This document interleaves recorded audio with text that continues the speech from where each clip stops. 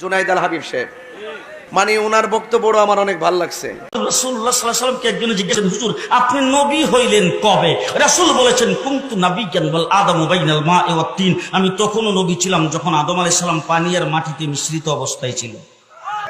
উনিও বলেছেন যে আমার নবীজিকে প্রশ্ন করা হয়েছে, মাতা ওয়াজাবাত লাকান নবুওয়াত, হে নবী কখন থেকে আপনি নবী ছিলেন? আমার রাসূল বলছেন, কুনতু ইয়া ওয়া আদামু বাইনা রূহি ওয়াল জাসাদ, কুনতু নাবিয়্যা ওয়া আদামু বাইনা রূহি ওয়াল জাসাদ। আদম যখন রূহে এবং শরীরের মাঝামাঝি, তখনও আমি আল্লাহর কাছে নবী হিসাবে ছিলাম। তো নবীরে প্রশ্ন করছে দুনিয়ায় প্রশ্ন করার পরে নবী কি বলছে? কুনতু, আমি ছিলাম নাবিয়ান। নবী বলেন যে আমি নবী ছিলাম, আর এই মৌলবী বলে যে নবী ছিলেন না। তার মানে তার বক্তব্য সরাসরি নবীর বক্তব্যের বিরুদ্ধে। কথা বলেন ঠিক না বেঠিক? জিবরাইল আমিন এসে একদিন রাসূলকে জিজ্ঞেস করতেছেন, হুজুর আপনার বয়স কত? রাসূলুল্লাহ সাল্লাল্লাহু আলাইহি সাল্লাম জিবরাইলকে জিজ্ঞেস করতেছে, জিবরাইল আমার বয়স পরে বলবো, আগে বলো তোমার বয়স কত? আগে বলো তোমার বয়স কত? জিবরাইল আমিন, হুজুর আমার ডেট অফ বার্থ জানা নাই। বুঝেন নাই? ডেট অফ বার্থ আমার জানা নাই, তবে একটা ঘটনা যদি আপনার কাছে বলি, এটা দিয়ে হিসাব করে আপনি আমার বয়স কত এটা বের করতে পারবেন। আপনারা কাহিল হয়ে গেছেন মনে হয়, কথা শুনতেছেন? জিবরাইল বলতেছে, হুজুর একটা ঘটনা বললে আপনি হিসাব করে তারপর আবার বয়সটা বের করতে পারবেন। যখন এই কথা বলছেন, রাসূল বলে, কি ঘটনা? বল, হুজুর আমাকে যখন আল্লাহ সৃষ্টি করেছেন তখন আমি আরশের নিকটে দেখতাম একটা তারা উঠতো, একবার উঠলে ৭০,০০০ বছর থাকতো। কয় বছর? ৭০,০০০ বছর। এরপরে যখন অস্ত যাইতো ৭০,০০০ বছর পর্যন্ত চলে যেত, আবার যখন উঠতো ৭০,০০০ বছর থাকতো। একবার উঠলে ৭০,০০০, অস্ত গেলে ৭০,০০০। এইভাবে তারাটা উঠতে আর অস্ত যাইতে আমি ৭২,০০০ বার দেখছি। হুজুর এখন হিসাব করে আমার বয়সটা কত এটা আপনি বের করে নিন। রাসূলুল্লাহ সাল্লাল্লাহু আলাইহি সাল্লাম বলেন, হিসাব করার জন্য তো ক্যালকুলেটর মেশিন লাগবে, সেই মেশিনটা তো এখন নাই, হিসাবটা পরে করব। আগে বলো দেখি তারাটার নাম কি, কোথায় থেকে আসতো, এটার পরিচয় কি? জিবরাইল আমিন বলেন, হুজুর এই সম্পর্কে আমি কিছুই জানি না। আল্লাহর নবী বলেন, আমার কাছ থেকে জেনে নাও, যেই তারাটারে তুমি উঠতে দেখতা, অস্ত যাইতে দেখতা, সেই তারাটাই ছিলাম আমি। এখন তুমি হিসাব করে বের করো আমার বয়স কত। রাসূল বলছেন, আউয়ালু মা খালাকাল্লাহু নূরি, আর এক রাওয়ায়াতে বলছেন, আউয়ালু মা খালাকাল্লাহু রূহি, আল্লাহ পাক সর্বপ্রথম আমার নূরকে তৈরি করেছেন। মুহাম্মদুর রাসূলুল্লাহ সাল্লাল্লাহু আলাইহি সাল্লাম আমাদের মধ্য থেকে একজন মানুষ, আমাদের মতো মানুষ নয়। দৃষ্টান্ত স্বরূপ বলতে চাই, আমরা যখন মায়ের পেটে ছিলাম তখন মার তো কোনো কষ্ট হয় না। যে আপনার ছেলের বউর ঘরে যখন বাচ্চা হয় তখন তো বউর মার কোনো কষ্ট হয় না। আপনার মেয়ের ঘরে যখন নাতি নাত্র হয় তখন তো মেয়ের কোনো কষ্ট হয় না। সবাইরই কি হয়? আমাদের হাফিজ হুজুর জন্মগ্রহণ করেছেন, তার মার কি কোনো কষ্ট হয় নাই? আপনাদের ইসমাইল নূরপুরি সাহেব জন্মগ্রহণ করেছেন, তার মার কি কোনো কষ্ট হয় নাই? অলি, আব্দাল, গাউস, কুতুব, পীর, বুজুর্গ যা বলেন, লিডার বলেন আর নেতা বলেন, সবাই জন্মগ্রহণ করেছে মায়ের পেট থেকে। মার কষ্ট হয়েছে, 10 মাস পর্যন্ত মা ঠিক মতন খাইতে পারে নাই, ঠিক মতন ঘুমাইতে পারে নাই, খাইলেই বমি করে দিয়েছেন, বারবার ডাক্তারের কাছে যাইতে হয়েছে। একবার রাত্রের বেলা উঠে দাঁড়ায় রয়েছে, কতক্ষণ বসে থাকে, কতক্ষণ শুয়ে থাকে, কতক্ষণ হাঁটাচড়া করে আর খালি আ করে, এইভাবে 10টা মাস পর্যন্ত কাটাইছেন। তার এরকম কষ্ট হয়েছে। আমার নবীর মা নবীকে পেটে রাখছে। রাসূলের মা বলেন, অন্যান্য মাদের মতো আমার কোনো কষ্ট হয় নাই। আমাদের মধ্য থেকে একজন মানুষ, এই জন্য মায়ের পেটে রাসূল সাল্লাল্লাহু আলাইহি সাল্লাম ছিলেন। মার কষ্ট হয় নাই, আমাদের মতো মানুষ নয়। বেশ কমরা বুঝে আসতেছে তো। এবার আমি জিজ্ঞেস করতে চাই, আমার মা আমাকে পেটে রাখছেন, আমার মানে সন্তানাদি জন হয়েছে, আমার স্ত্রী তাদেরকে পেটে রাখছেন, আমাদের কি হয়েছে? মুহাম্মদুর রাসূলুল্লাহ সাল্লাল্লাহু আলাইহি সাল্লামের মা তাকে পেটে ধারণ করেছেন। মা আমেনা রাসূলুল্লাহ সাল্লাল্লাহু আলাইহি সাল্লামের দাদা আব্দুল মুত্তালিবের কাছে বলতেছে, ও আব্বা আমি কি করব, যেদিন থেকে সন্তানটা আমার পেটে আসছে ওই দিন থেকে আমি যদি প্রচন্ড রৌদ্রের ভিতরে বের হইয়া যাই, তখন আকাশের মেঘ এসে আমার মাথার মধ্যে ছায়া ধরে। আমাদের মধ্য থেকে একজন মানুষ, আমাদের মতো। মা আমেনা বলেন, ও শ্বশুর আব্বা আমি কি করব, যেদিন থেকে সন্তান আমার পেটে আসছে ওই দিন থেকে আমি যদি কুয়ার থেকে পানি উঠাইতে যাই দেখি কুয়ার পানি উতলাইয়া কুয়ার পারে এসে আমার জন্য অপেক্ষা করে।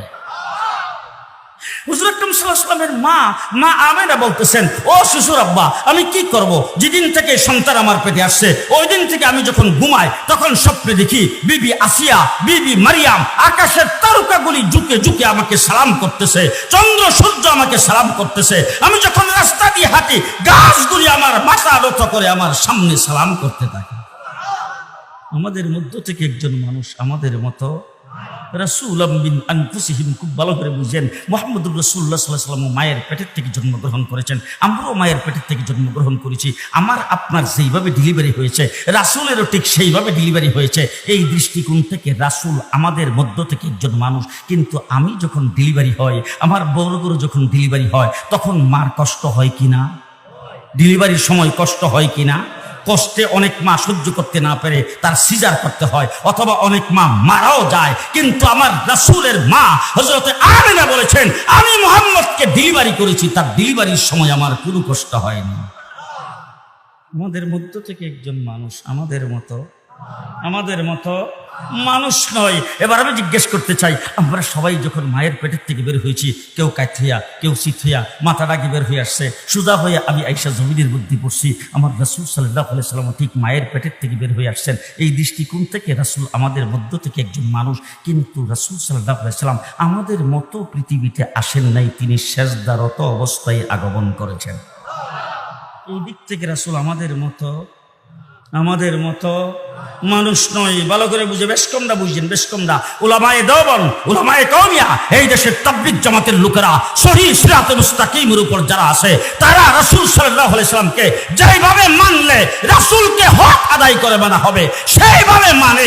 এই জন্য রাসূলকে আমরা মানুষ মনে করি, কিন্তু আমাদের মতো মানুষ মনে করি না। কথা কি বুঝে আসতেছে? আরো দৃষ্টান্ত স্বরূপ শোনেন, আমিও মায়ের পেটের থেকে জন্মগ্রহণ করেছি, আপনারাও জন্মগ্রহণ করেছেন, মুহাম্মদুর রাসূলুল্লাহ সাল্লাল্লাহু আলাইহি ওয়াসাল্লাম জন্মগ্রহণ করেছেন। আবার রাসূল সাল্লাল্লাহু আলাইহি ওয়াসাল্লাম যেদিন মায়ের গর্ভ থেকে জন্মগ্রহণ করবেন ওই দিন ঘরের মধ্যে আলো জ্বালাইবার মতো কুফিতে তেল ছিল না। মা আমেনা বলেন, মুহাম্মদ তুমি যেদিন জন্মগ্রহণ করেছো, তুমি খালি মায়ের পেটের থেকে বের হয়েছো, আমার ঘরটা সূর্যের মতো আলোকিত হয়ে গেছে। আমাদের মধ্য থেকে একজন মানুষ আমাদের মতো মানুষ না। এবার আমি যেই ঘরে জন্মগ্রহণ করেছি আমাদের দেশে সেই ঘরটাকে আউস ঘর, সডি ঘর, কথা কয় না। এটার মধ্যে সবসময় খালি সুগন্ধ, না ধূপ জ্বালাইতে হয়, আগরবাতি, স্প্রে, ঘরের কিনার দা কেউ গেলেই, ঠিক কিনা কন? আমার মা হুজুর আকরাম সাল্লাল্লাহু আলাইহি সাল্লামের মা রাসূল সাল্লাল্লাহু আলাইহি সাল্লামকে জন্ম দিয়েছেন। হুজুর আকরাম সাল্লাল্লাহু আলাইহি সাল্লামের মা বলেন, যেদিন থেকে রাসূল সাল্লাল্লাহু আলাইহি সাল্লাম জন্মগ্রহণ করেছেন, যেই মুহূর্তে রাসূল বের হয়ে আসছেন, আসার সাথে সাথে গোটা ঘরটা মেশকে আম্বরের চাইতে সুগন্ধিতে পরিণত হয়েছে। আমাদের মধ্য থেকে একজন মানুষ আমাদের মতো মানুষ নয়। আরো শুনেন, মুহাম্মদুর রাসূলুল্লাহ সাল্লাল্লাহু আলাইহি ওয়াসাল্লাম জন্মগ্রহণ করেছেন, আমরাও জন্মগ্রহণ করেছি। আমাদের মধ্য থেকে একজন মানুষ আমাদের মতো মানুষ নয়। বেশকমরা আরো একটু শুইনা যান, কতটুক বেশকম। ও আমার ভাইরা, মুহাম্মদুর রাসূলুল্লাহ সাল্লাল্লাহু আলাইহি ওয়াসাল্লাম মায়ের পেটের থেকে আসছেন। আমি যখন মায়ের পেটের থেকে বের হয়েছি, আমি দুনিয়াতে আসার পরে আমাকে ভালো করে গোসল করাইতে হয়নি। আমার শরীরটা রক্ত পানি দিয়ে মাখা ছিল, দুর্গন্ধযুক্ত পানি আর রক্ত ছিল। আমাকে ভালো করে সেবলন দিয়া, ডেটল দিয়া, ভালো সাবান দিয়া, গন্ধরাজ সাবান দিয়া আমাকে গোসল করাইয়া তারপর নরম তোয়ালে দিয়ে আমাকে কোলে নিতে হয়েছে। আমার নবীও মায়ের পেটের থেকে জন্মগ্রহণ করেছেন। আমাদের মতো মানুষ নয়, তার প্রমাণ হলো রাসূল পৃথিবীতে আগমন করেছেন মায়ের পেট থেকে। কে যেন রাসূলকে মায়ের পেটের থেকেই গোসল করাইয়া ক্লিন করে বের করে দিয়েছেন। আমাদের মতো মানুষ নয়। ভালো করে বুঝেন, মুহাম্মদুর রাসূলুল্লাহ সাল্লাল্লাহু আলাইহি ওয়াসাল্লাম জন্মগ্রহণ করেছেন, আমরাও জন্মগ্রহণ করেছি।